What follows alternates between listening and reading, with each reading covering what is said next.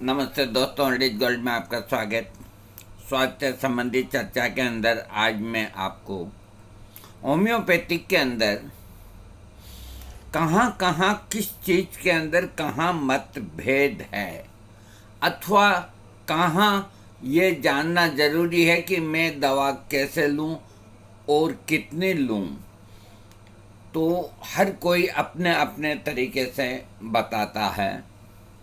मैं किसी का वो बुराई नहीं करता, न कोई बात का खंडन करता हूँ। मैं सिर्फ एक आपको जानकारी देता हूँ कि आजकल हर डॉक्टर हर रोगी को होम्योपैथिक का जो डाइल्यूशन यानी कि जो पोटेंशियड मेडिसिन होती है, जैसे मान लीजिए नक्स ओमेगा 30 है अथवा कार्बोवेट 30 है, तो हर डॉक्टर 5-5 बूंद आधे कप पानी के अंदर दिन में 3 बार लें, ये प्रेस्क्राइब रोगी को करते हैं।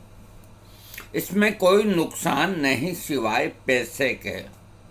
तो 5 की जगह आप 2 बूंद ही लें। अरे एक ही बूंद बहुत होती है, लेकिन एक बूंद की हम इसलिए आपको कहते हैं कि 2 बूंद लें कि एक बूंद आप गिराएंगे तो आप कंफ्यूज हो सकते हैं कि एक बूंद गिरा या नहीं गिरा। मान लो नहीं गिरा तो वो दवा आपको कैसे असर करेगी, इसलिए 2 बूंद बहुत होती है। और कभी भूल से 3 हो जाए कोई बात नहीं, लेकिन 5 बूंद की कहीं ज़रूरत नहीं। इसलिए आप जो भी पोटेंसी होम्योपैथिक की है उसको 2 बूंद की मात्रा आधे कप पानी में, अगर 30 पोटेंसी है तो दिन में अगर रोग बढ़ा हुआ है और नवीन रोग है जैसे डायरिया, जैसे अकस्मात कोई तकलीफ, तो ऐसी स्थिति के अंदर 30 पोटेंसी को 1.5 घंटा बल्कि 1-1 घंटे के अंदर दोहराना चाहिए। बल्कि 2-2 घंटे में या 1-1 घंटे में। दिन में 10 खुराक भी लग जाए कोई बात नहीं, 8 लग जाए कोई बात नहीं। वैसे होम्योपैथी का जनरल एक पैटर्न जो है वो 3 खुराक का है, और आज का आदमी चाय वगैरह गुटखा वगैरह खाता है, इसलिए इसकी 4 डोज कर दी पर डे रूटीन के तौर पे। जो रोग को धीरे धीरे आया है और उसे धीरे धीरे ठीक करना है, तो ऐसे रोगियों के लिए दिन में 3 बार या 4 बार 10 या 20 दिन 21 दिन या 31 दिन दवा लेने का सही तरीका है। और अकस्मात मान लीजिए डायरिया ही हो गया और रोगी की दवा पोडोफाइलम निश्चित की गई अथवा एलोसोकोट्रना निश्चित की गई डायरिया के अंदर, अथवा रिसिनिस कम्युनिस, कोई भी दवा उसके लिए जो भी डॉक्टर सजेस्ट करता है, तो डायरिया के अंदर डायरिया बार बार होता है तो दवा भी बार बार दीजिए उसको। 1.5 2-2 घंटे के अंदर दवा दीजिए उसको। ये सिद्धांत आयुर्वेद के अंदर है। आयुर्वेद के अंदर जो अमृत धारा बनती है, अमृत धारा आयुर्वेद के अंदर जो बनती है, देखिए ये शीशी अमृत धारा की है। शीशी तो होम्योपैथिक की है, लेकिन इसका जो लेने का तरीका है तो वो ये सबसे बेस्ट है कि आप ऐसी एक शीशी के अंदर होम्योपैथिक की गोलियां भर लेवें। गोलियां भर के और उसको आप 10-5 बूंद अमृत धारा की डाल के और ढक्कन लगा के हिला दें। और जब आपको लेनी हो तो इस तरह से, ये देखिए मेरे हाथ के अंदर है 2-3 गोली, ये इस तरह आप ले लीजिए और शीशी को बंद करके अपनी जेब में रखिए। इस पूरे गर्मी के अंदर, पूरे लू के सीजन के अंदर आप अमृत धारा की शीशी अपने जेब में रखें, और जब भी लू गर्मी में निकले तो 2-3 खुराक रोज की आप ले लें आराम से। 2 महीना 1 महीना कोई भी नुकसान नहीं है। अमृत धारा ये इतने काम करती है कि इसका मैं अलग से आपको बताऊंगा। फिलहाल ये बता रहा हूँ कि अमृत धारा को सही तरीके से लेने का ये तरीका है, और इसमें आसानी रहती है। फिर शीशी खाली होती है, फिर भर लो। और वैसे हम कहेंगे भी ड्रॉप डालो, आधा कप पानी में 1 बूंद लो, तो उसमें आदमी उगता जाता। हाँ, तो मैं मूल बात पे आ रहा हूँ। तो कोई भी होम्योपैथी की दवा 30 पोटेंसी दिन में 3 या 4 बार ले सकते हैं, और रोग अगर बहुत बढ़ रहा है तो दिन में 7-8 खुराक भी ले सकते हैं। इसी तरह 200 पोटेंसी को भी दिन में 3 बार 1 हफ्ता या 10 दिन लिया जा सकता है, बल्कि कई पोजीशन में 15 दिन भी लिया जा सकता है। इसी तरह 1000 पोटेंसी को रोजाना भी 1 खुराक लेनी हो सकती है, लेकिन वो हर दवा को नहीं लेनी चाहिए। जैसे मान लीजिए खूब दस्तन लग करके उसके बाद में जब रोगी ठीक हो जाता है और उसको कमजोरी फील होती है, चलते ही आंखों के सामने काले पीले आते हैं और आते हैं, तो ऐसी स्थिति के अंदर कार्बो वेजिटेबलिस 1000 पोटेंसी के अंदर रोज की 1 खुराक दीजिए। 7 दिन तक 7 खुराक देने के बाद वो आदमी घोड़सवार हो जाएगा, बिल्कुल घोड़ा हो जाएगा। कोई भी एलोपैथिक में, आयुर्वेदिक में ऐसा टॉनिक नहीं है जो उसको 5 या 6 दिन के अंदर इतना बलिष्ठ कर दे। लेकिन सवाल ये कि आज के चिकित्सक 200 पावर की कार्बोवेज की 1 खुराक देकर के रवाना कर देते हैं कि जाओ ताकत की दवाई दे दी। अरे उससे ज्यादा आवश्यकता है, उसका सोल्ट बॉडी से बहुत निकल गया है, उसको जल्दी से जल्दी बिल्कुल निरोग करना है। तो रोज 1 खुराक कार्बोवेज 1000 दो, 7 दिन तक 10 दिन तक कोई नुकसान नहीं करेगी, कोई साइड इफेक्ट नहीं होगा। होम्योपैथिक दवा कोई भी पावर में, कोई भी पोटेंसी में कितनी भी दे सकते हैं, नुकसान नहीं करेगी। नुकसान जब करती है कि आप अथवा कोई डॉक्टर बिना वजह के और बिना लक्षण के दवा का बार बार प्रयोग करे अथवा हाइपोटेंसी का प्रयोग करे। डॉक्टर केंट ने एक जगह कहा है कि एक कम पढ़ा लिखा होम्योपैथ डॉक्टर मेरे को अगर हाई पोटेंसी देता है कोई दवा की 1000 या 10,000 या 1 लाख, तो उससे शरीर के अंदर इतनी यातना होती है कि मैं समझता हूँ कि कुछ निग्रोज मेरे को कमरे में बंद करके और छुरों और चाकुओं से गोद गोद के मार दे तो भी वो पीड़ा कम होगी जो होम्योपैथिक की दवा से हुई है। ये डॉक्टर केंट कहते हैं, जो एक महान होम्योपैथ और डॉक्टर रहे हैं। यानी कि 1 लाख पावर में लोगों के दिमाग में भ्रम बिठा दिया गया कि होम्योपैथिक दवा कोई नुकसान नहीं करती। निकाल दो इस भ्रम को। अरे होम्योपैथिक दवा तो ऐसा नुकसान करती है कि आदमी उसका अलग से इलाज कराता फिरता है। इसलिए बहुत सोच समझ के चिकित्सक को, रोगी को दवा देनी चाहिए, और 30 और 200 पोटेंसी तक ही अपने को सीमित रखना चाहिए। और अगर जहां 10,000, 1,000 अथवा 1 लाख दवा देने की आवश्यकता आ गई पोटेंसी की, तो चिकित्सक को सबसे पहले 4 बार सोच करके और अपने मन के अंदर आश्वस्त होना चाहिए कि मैं ये ब्रह्मास्त्र का प्रयोग कर रहा हूँ, हे भगवान ये गलत ना चला जाए, ये रोग को ही दूर करे, रोगी को कोई तकलीफ न दे।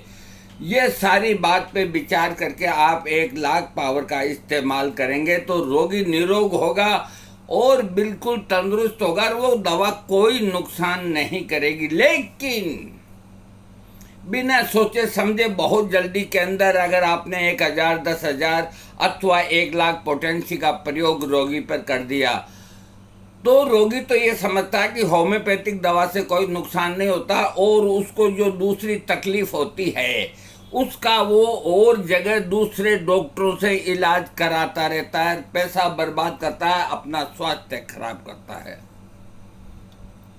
अब एक नया पैटर्न और चला है, मैं आजकल देखता हूँ यूट्यूब के अंदर, होम्योपैथिक के बड़े चर्चे हैं, होने भी चाहिए। सब एक पैटर्न पर चल रहे हैं। एक डॉक्टर ने कह दिया जॉइंट पेन के लिए, जॉइंट पेन 4-5 दवाइयाँ बताई, उसके अंदर रस्टॉक्स का मदर टिंचर सजेस्ट किया, और दवाइयाँ जो भी है कोई बात नहीं। ये रस्टॉक्स का मदर टिंचर और बेलाडोना का मदर टिंचर बिल्कुल जहर है। ये हर आदमी को माफिक नहीं आता है, और ये सब डॉक्टर धड़ जैसे प्रयोग इनका करा रहे हैं। ऐसा नहीं होना चाहिए। बड़े जो होम्योपैथ्स हैं, जो विद्वान हैं, उनको इस चीज का खंडन करना चाहिए। आप रस्टॉक्स जैसी जहरीली दवा का उसके मदर टिंचर में प्रयोग करेंगे तो आपको तकलीफ होगी, और वो ऐसी तकलीफ होगी कि आप ये समझेंगे कि वो तकलीफ अलग है, जबकि वो उस दवा से है, और आप उसका अलग इलाज कराएंगे। अरे मैं एक डॉक्टर के पास बैठा, वो इलाज कर रहा है एक रोगी का, ये अपने एक्जिमा का या जाने किसका स्किन डिजीज का, और रोग बढ़ गया। तो मैं बैठा, वो आके रोगी कहता है मैंने कल तो एविल ले ली, फिर भी मेरी खुजली ठीक नहीं होती है। तो इसका मतलब वो होम्योपैथ डॉक्टर, उसको अपनी दवा पे यकीन नहीं, और स्किन डिजीज के साथ में वो एविल भी उसको दे रहा है। एविल एक अंग्रेजी गोली है जो एंटी एलर्जिक होती है। तो मेरे कहने का मतलब, इस तरह रोगी अपना, ये होम्योपैथ भी डॉक्टर है जो आजकल 2-4 अंग्रेजी दवाइयों के नाम सीख गए, तो रोगी को जो वो समझ जाते हैं अपने मन में कि जो दवा हमने दी है उसकी वजह से ये तकलीफ है, लेकिन वो रोगी को इजहार नहीं करते, और वो 2-4 जो दवाइयाँ जानते हैं एलोपैथी की, एविल या जो भी है, वो उसको टिका देते हैं। ये बिल्कुल गलत बात। उसको कह देना चाहिए कि तू अच्छे डॉक्टर से जाके इलाज कर, मेरे बस का रोग नहीं। लेकिन नहीं, अरे आजकल कोई सिर नीचा तो करता ही नहीं है। अरे सिर नीचा करने में बहुत फायदा है, बहुत फायदा है। एक तो गर्दन में कभी दर्द नहीं होगा, एक निगाह तेज होगी, एक धरती से आपकी मोहब्बत होगी, और एक जहां आप सिर नीचा करेंगे जिसके सामने, वो आपको सिर के ऊपर आशीर्वाद देगा। और वो जैसे ये आशीर्वाद देता है, अयम हत्तो अयम भगवा, इस हथेली के अंदर इतनी शक्ति है कि आपके सिर के कई रोग ठीक हो जाएंगे। तो एक कहावत है, झुकना बड़ी इबादत है। जो झुक जाता है उससे महान और कोई नहीं, और जो यूं सिर करके चलता है, अच्छी चीज को भी स्वीकार नहीं करता है, वो जीवन में कभी आगे नहीं बढ़ेगा मेरे दोस्तों। इसलिए मैं समस्त होम्योपैथिक डॉक्टर्स से निवेदन करता हूँ, वो दे सकते हैं, वो एपिस का भी मदर टिंचर दे सकते हैं, वो रस्टॉक्स का भी दे सकते हैं, छोटी मोटी किताब से वो समझा सकते हैं, अथवा कुछ भी वो समझा सकते हैं। होम्योपैथिक में कोई हार्ड एंड फास्ट रूल नहीं, लेकिन जहां लकड़ी से अगर सांप मरता है तो उसको तलवार से मारने की जरूरत नहीं। ये बिल्कुल सत्य है। इसलिए जहां रस्टॉक्स मदर टिंचर लिखा है, आप वहाँ ज़्यादा से ज़्यादा रस्टॉक्स की 6 पोटेंसी काम में लें। वो बिल्कुल सेफ भी है और मदर टिंचर से भी बढ़िया काम करेगी। इसी तरह एपिस की भी 6 पोटेंसी काम में लें। जहां इस तरह की खतरनाक दवाइयां आती है उनकी लो पोटेंसी आप काम में लीजिए। नक्स ओमिका का मदर टिंचर, उसकी 1 बूंद की खुराक मैंने नक्स ओमिका के उस प्रकरण के अंदर वीडियो के अंदर बताई। तो वो एक मेरे पास कमेंट्स आया कि डॉक्टर के पास जहाँ लेने गया और उसके साथ दूसरे भी मदर टिंचर्स थे, तो उसने कहा कि सबको 15-15 बूंद मिला के ले लो। तो उसने कमेंट उसमें लिखा व्हाट्सएप में कि ये सबको 15-15 बूंद बता रहा है, तो इसमें ये नक्स ओमिका। मैंने कहा मेरे भाई ले मत लेना, मैं भी मरूंगा तो तू भी मरेगा। तो इस तरह की है, जो बेचते हैं दवा उनको भी पता नहीं है कि इस दवा की, उन्होंने एक ये समझ रखा है कि हर दवा मदर टिंचर जो पीने की होती है 10 से 20 बूंद उनको पिला सकते हैं। तो उसी श्रेणी में उन्होंने नक्स ओमिका को शामिल कर लिया। नक्स ओमिका की 1 से 2 बूंद, तीसरी बूंद होनी ही नहीं चाहिए, किसी भी सूरत में नहीं होनी चाहिए, नहीं होनी चाहिए। 1 बूंद अमृत है, 2 बूंद भूल से गिर जाए कोई बात नहीं, 3 बूंद गिर जाए पानी फेंक दो, 1 बूंद लो। अरे वो 1 बूंद भी 1 महीना लेने पे आपको लाल सुर्ख कर देगी। 2-3 बूंद इसलिए नहीं ली जाती, 3 बूंद कि वो जहर है, और जहर को जितनी सूक्ष्म मात्रा में लेंगे शरीर सुदृढ़ होगा, और उसको अधिक मात्रा में लेने के बाद मृत्यु हो जाती है। अगर कोई आदमी 1 मोट के बराबर अगर अफीम खाता है तो वो लाल सुर्ख होगा, उसको जीवन में डायबिटीज नहीं होगी।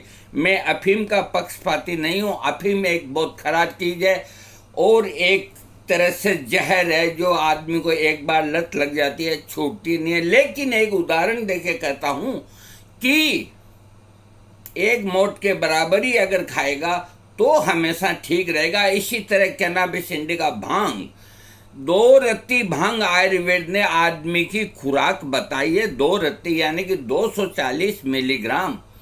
उसको शहद के अंदर अगर रात को सोते वक्त चाट के सोएगा तो दिमाग से टेंशन हटेगी, शांत निद्रा आएगी, आदमी को कोई तरह की बीमारी नहीं होगी और वो बिल्कुल स्वस्थ रहेगा। लेकिन मात्रा उसकी 2 रत्ती, जहाँ टिकाते हैं 10-10 ग्राम के गोले, और वो भी सूखे, न कोई खुराक न और, तो मरमरा जाते हैं। इसी तरह जो ड्रिंक करते हैं, ड्रिंक सलाद के साथ के अंदर जो ड्रिंक करते हैं वो 2 पेग अगर ले लेते हैं और उसके 1 घंटे बाद 1.5 घंटे बाद खाना खा के सो जाते हैं तो वो उनके लिए अमृत के समान है।